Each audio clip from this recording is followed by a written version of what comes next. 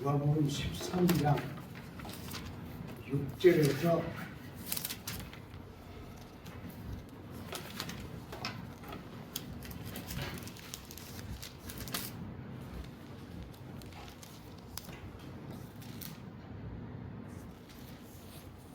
9절까지입니다. 6절부터 9절까지. 함께 공독하시겠습니다. 이에 주로 말씀하시되 때 한 사람이 포도원에 무화과 나무를 심은 것이 있으니 와서 그 열매를 구하였으나 얻지 못한지라.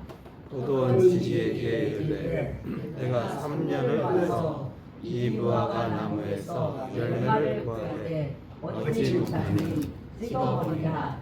어찌 땅만 버리게 하겠느냐. 대답하여 이르되 주인이여 금년에도 그대로 두소서.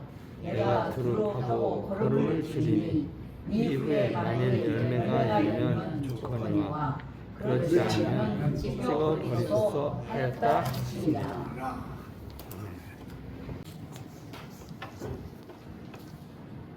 사랑이 풍성하신 여호와 하나님께서 저희를 구별하시고 부르셔서 이렇게 한 덩어리 되게 하심을 감사드립니다. 비록 미약하고 약하지만 하나님의 이름으로 불리는 이 덩어리가 하나님을 기쁘시게 하는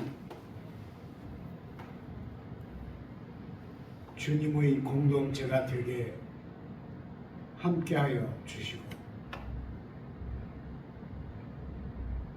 내면에 하나님의 진리와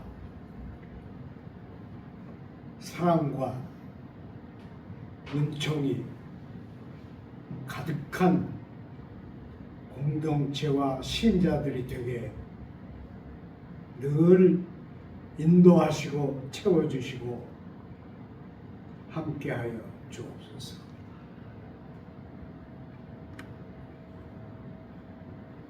특별히 저희가 지난주에는 민족의 절기를 함께 맞았습니다. 멀리 외국에 있는 자녀들, 객지에 있는 자녀들,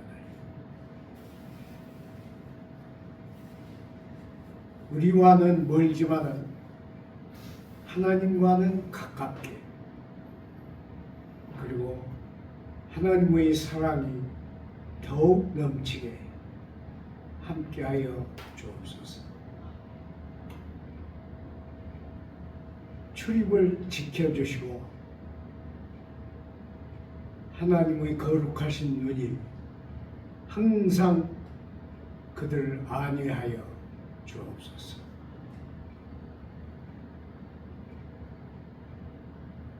이 공동체에 속한 젊은이들도 하나님께서 기억하여 주시고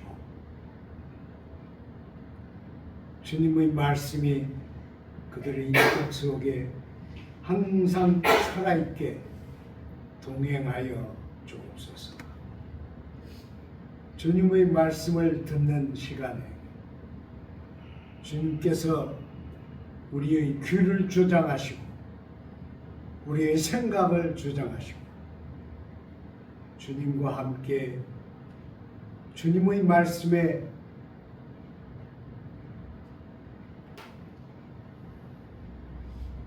매진하는 시간 되게 인도하여 주소서. 예수님 이름으로 기도드리나이다. 아멘.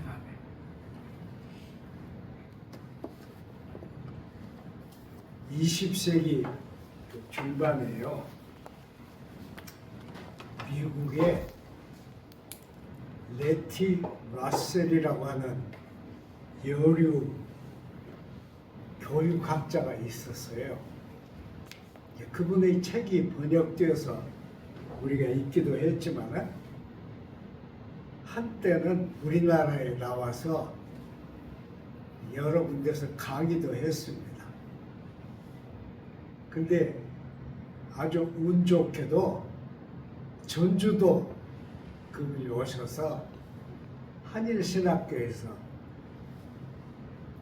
1시간 강의를 했어요. 근데 그 강의를 듣고 한 가지는 지금까지 제가 기억하고 있습니다.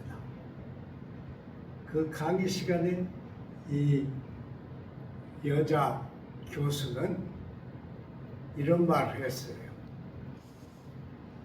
unfit being. 그러니까 맞지 않는 존재예요. 모든 사람이 자기는 맞지 않는 존재라고 생각한다는 거예요. 그리고 맞지 않는 존재라고 생각해야 맞는 것을 찾게 된다는 거예요. 그 다 잊어버렸어요. 그런데 그 unfit being이란 단어는 지금도 제가 그대로 기억하고 있습니다. 왜냐하면 저는 특히 제가 사람들하고 잘 맞지 않는다고 생각해요. 우리가 자랄 때는 까뮤의 이방인이라고 하는 책을 읽었죠. 그리고 그 반항, 리볼트라고 하는 책을 읽으면서 컸어요. 근데 그 책들은 우리를 아웃사이더로 만드는 책들이에요. 그러니까 보통 사람들이 생각 못하는 생각을 이 책들은 알려줘요. 그런데 제가 이 성경을 읽으면서 이 성경 얘기가 바로 unfit being에 대한 얘기다 하는 걸 느꼈어요. 그래서 그 얘기를 말씀드리는 거예요. 이 비유는 누가만 말한 비유입니다. 누가복음에만 있는 비유예요. 그런데 이 비유는 거꾸로 되어 있어요. 포도원에다가 무화과를 심은 것이 있더라. 그런데 주인이 열매를 얻으러 갔으나 얻지 못했다. 그래서 베어버리라. 그랬다는 거예요. 여러분, 이 주인은 포도원을 만들어 가지고 농부에게 세로 내주었어요. 그러니까 이것은 사실은 하나님이 세상을 우리에게 세로 내주신 것을 의미하죠. 그런데 포도원에 심겨진 무화과가 열매를 안 맺혔다면 주인이 잘라버리라고 말하기 전에 농부가 먼저 잘라버릴 거예요. 그렇잖아요? 그건 포도원이니까. 포도원은 포도를 기르는 데잖아요. 그런데 왜 그랬는지 무화과 나무를 하나 심었어요. 저는 하나라고 생각하는데 하나를 심었습니다. 무화과는 꽃을 안 핍니다. 그러니까 포도나무가 꽃을 피워서 다른 꽃의 수분을 받아들일 때, 화분을 받아들일 때 무화과는 상관없어요. 화분을 받아들일 필요가 없는 존재가 무화과나무입니다.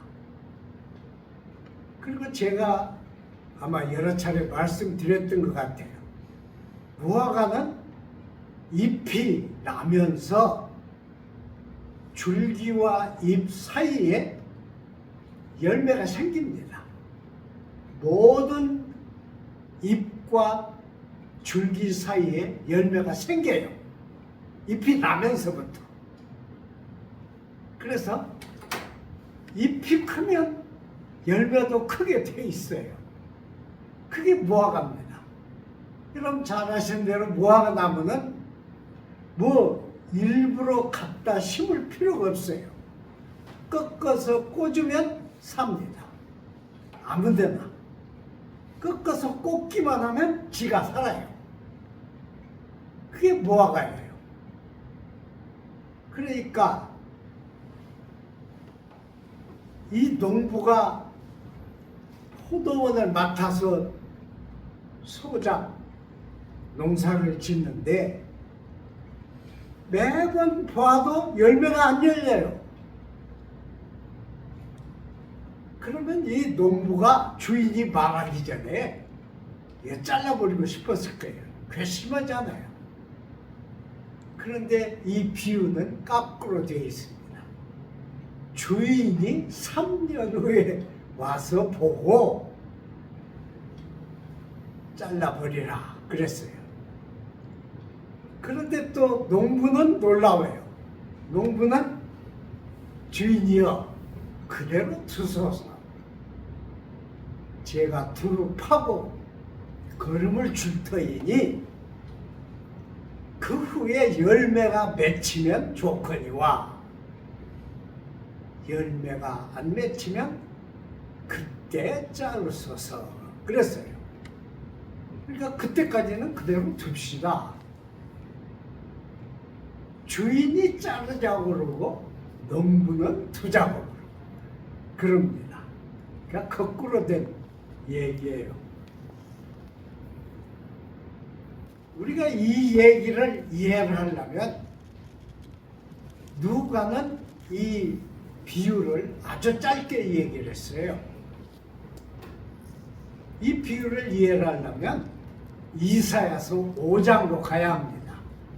이사야서 5장 찾아보세요.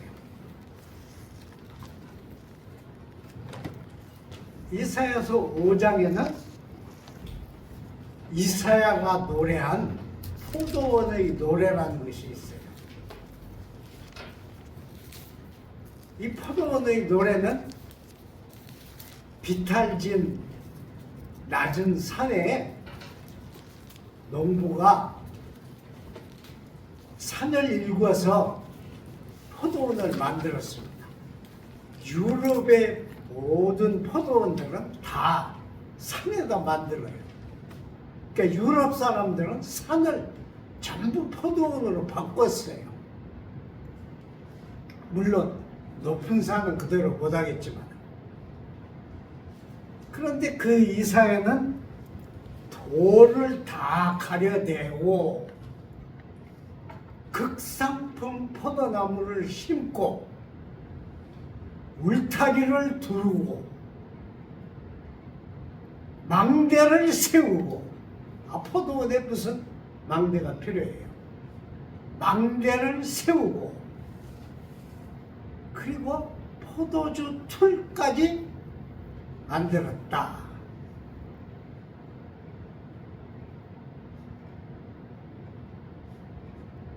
그러고 포도를 구했더니 찔레와 가시를 냈다. 그러면 내가 어떻게 하겠느냐? 울타리를 다 헐고 망대를 부수고 모든 지나가는 사람이 맘대로 와서 짓밟고 그걸 맘대로 하게 할 것이다 그랬어요. 이 얘기가 굉장히 무서운 얘기입니다. 이사야는 2700년 전에 이 글을 썼습니다. 그런데 망대를 헐고 사람들이 짓밟고 이스라엘 민족을 진멸한 사건은 20세기에 일어났습니다. 저는 20세기에 히틀러가 저지른 일이 히틀러 미친놈의 짓이라고 늘 말했어요. 그런데 잘 읽어보면 이사야는 미리 유대 민족이 짓밟힐 것을 말했습니다. 이건 공짜 예언이 아니에요.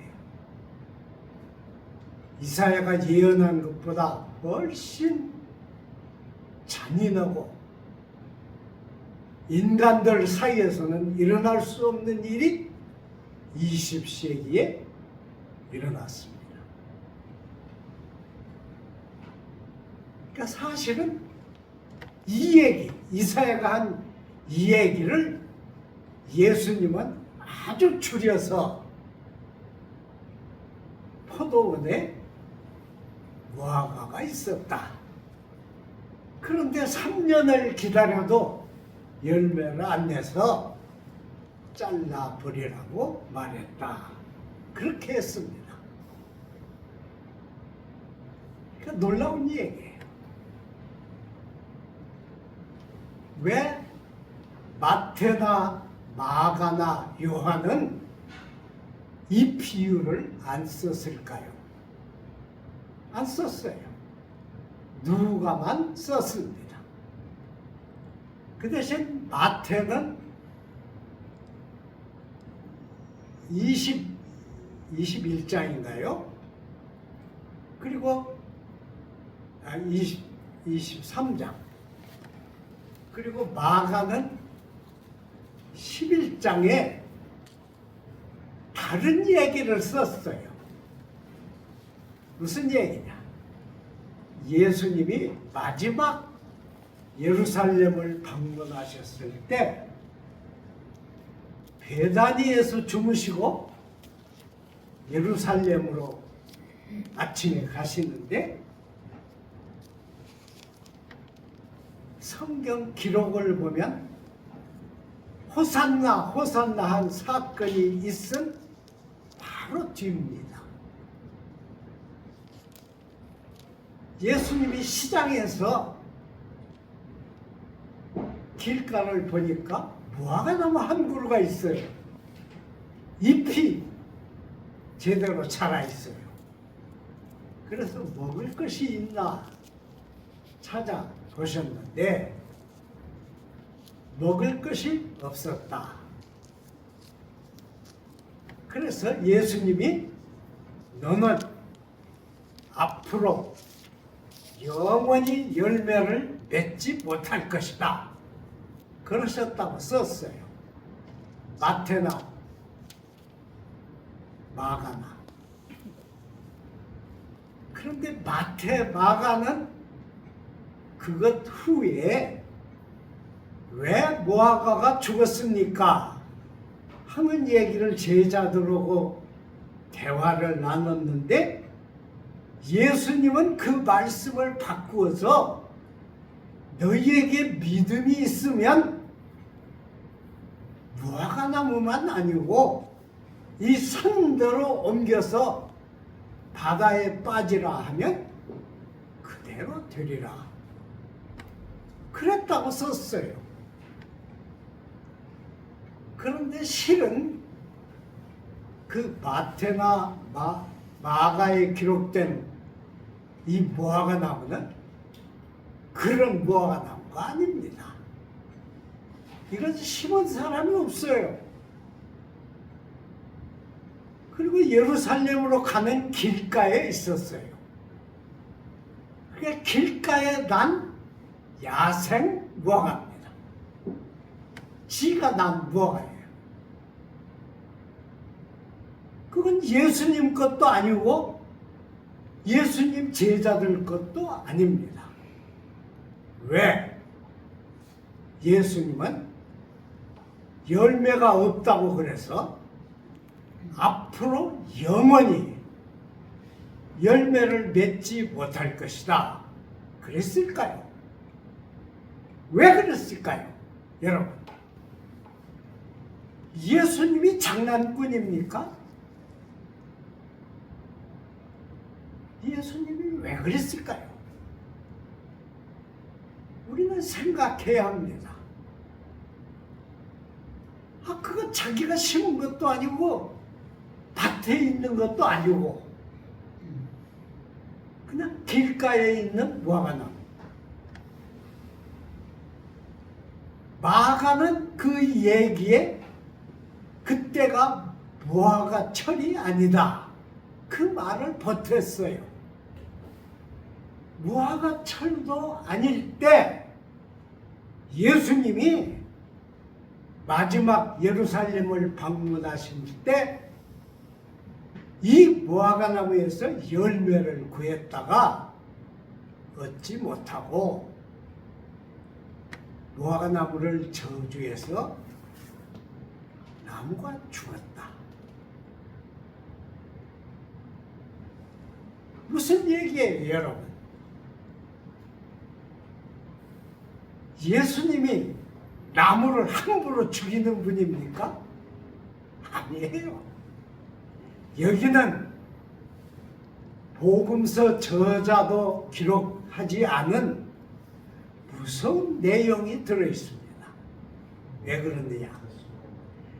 마태복음 5장, 6장, 7장, 이것은 예수님이 처음 공식적으로 하신 산상수훈입니다. 그런데 그 속에 들풀도 들꽃도 하나님이 가꾸신다 그랬어요. 분명히 그랬죠. 들풀도 들꽃도 하나님이 가꾸신다고 보시는 것이 예수님의 관점입니다. 그런데 예수님이 예루살렘을 마지막 방문하시고 이제 예수의 사건 속으로 뛰어드는 그날 아침에 예수님이 길가의 무화과나무에서 열매를 구했습니다. 근데 그 나무는 마가가 기록한 대로 하면 열매를 낼 때가 아니었습니다. 마가는 이 글을 왜 기록했는지 몰라요. 그러나 예수님은 이 무화과나무를 앞으로 영원히 열매를 맺지 못할 것이라고 선언하셨습니다. 무슨 뜻이에요? 저는 이렇게 이해가 됩니다. 이 무화과나무는 심은 사람이 없어요. 주인도 없습니다. 예수님도 주인이 아닙니다. 그런데 이 무화과나무는 예수의 카이로스를 위해서 거기 서 있었던 하나님이 가꾸신 야생 무화과였습니다. 하나님의 아들이 세상에서 자기의 직무를 다하시고 십자가로 향하시는 그날,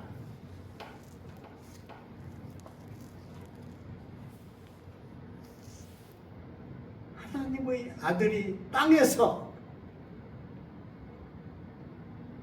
마지막 음식을 구하는 자리가 이 무화과나무였어요.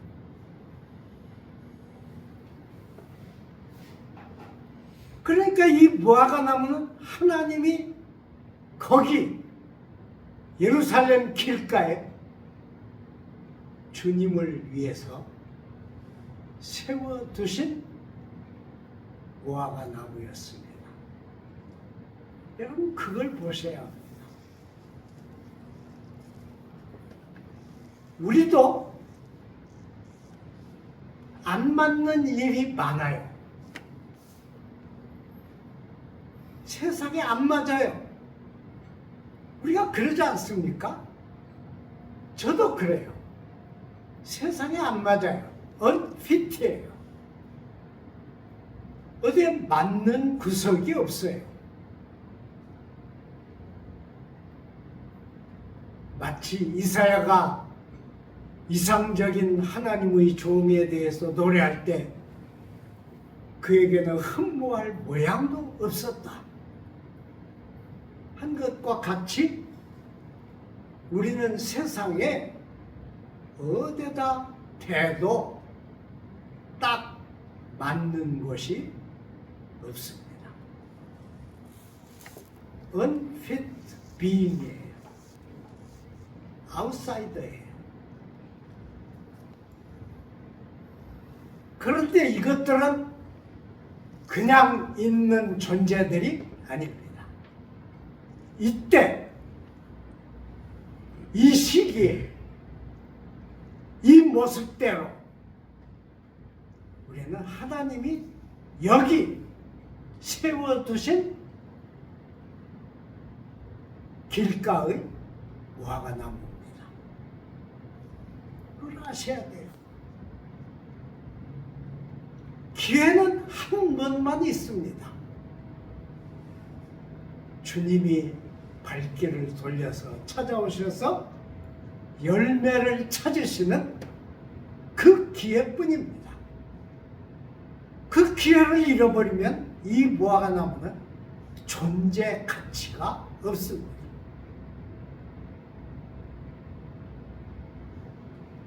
전 젊었을 때는 이 얘기가 잘못됐다고 생각했어요. 주님이 자기가 심지도 않은 무화과나무를 저주했다. 잘못됐다. 그렇게 생각했습니다. 잘못된 게 아닙니다. 이 무화과나무는 오직 그날 그 시각에 굶주린 주님이 찾아오셔서 열매를 찾도록 거기 세워진 나무였습니다. 근데 그 유일한 기회를 이 나무는 상실했습니다. 그러니까 마태나 마가나 이 말씀을 쓰면서 이 말씀의 핵심을 비켜갔어요. 이해를 못했어요.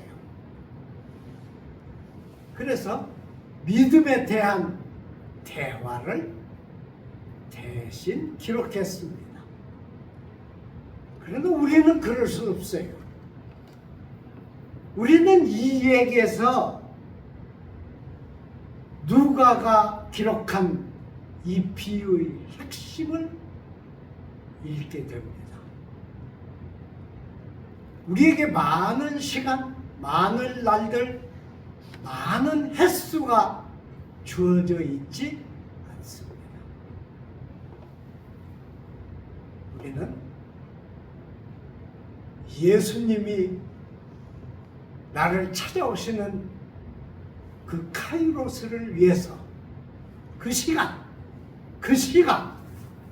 그것을 위해서 일생을 살아왔고 지금도 있는 겁니다. 다른 세상에, 다른 사회에, 사회 구조에, 사회 형편에 맞지 않는 언핏이라도 상관없어요. 꼭 우리가 잘 맞는 부품이어야 할 이유는 없습니다. 오직 주님이 찾으시는 그것을 우리는 바로 그 시각에 그곳에서 주님 앞에 드려야 합니다. 그것이 우리의 사명이에요. 저는 그렇게 확신합니다. 그 이상 그 외에 그보다 더 어떠한 것도 없습니다. 이것이 누가가 유일하게 이 포도원에 심어진 무화과나무 비유를 쓴 동기입니다. 기도하겠습니다. 하나님 아버지 감사드립니다. 이 미련하고 게으른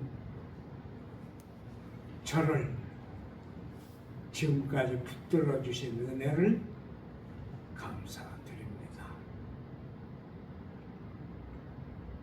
하나님이 이 작은 교회를 이렇게 맡기셨는데 힘이 없습니다. 능력이 없습니다. 방법이 없습니다.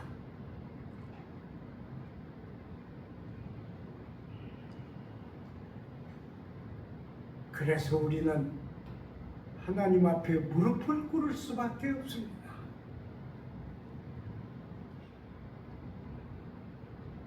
주께 비오니 이 교회가 예루살렘 길가에 서 있는 무화과가 되지 않게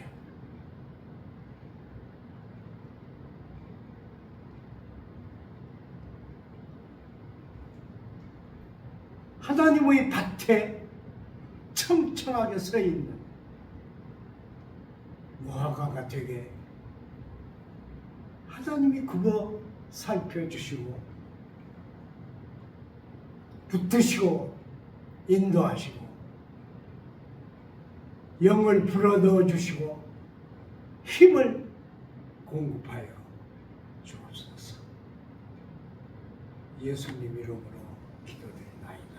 아멘.